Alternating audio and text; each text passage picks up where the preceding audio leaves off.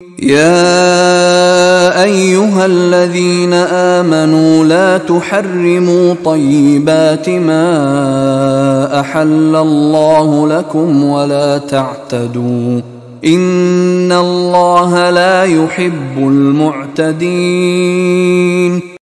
شرائع سماویہ میں کھانے پینے کی چیزوں میں حلت و حرمت، تحلیل و تحریم جو ہے یہ بہرحال ایک اہم موضوع ہے۔ یہ موضوع آپ کو یاد ہوگا سورہ بقرہ سے چل رہا ہے مسلسل۔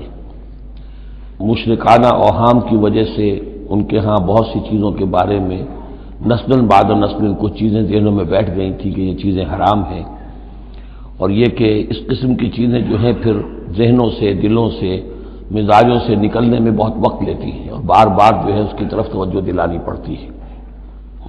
فرمایا یا ایھا الذین آمنوا، اہل ایمان، لا تحرموا طیبات ما احل اللہ لکم، نہ حرام ٹھہرا لو ان پاکیزہ چیزوں کو جنہیں اللہ نے تمہارے لیے حلال ٹھہرایا ہے، ولا تعتدوا، اور حد سے تجاوز نہ کرو۔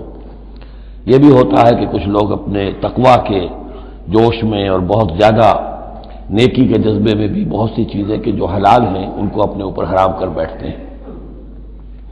ان اللہ لا يحب المعتدین، یقیناً اللہ تعالی حد سے تجاوز کرنے والوں کو پسند نہیں کرتا۔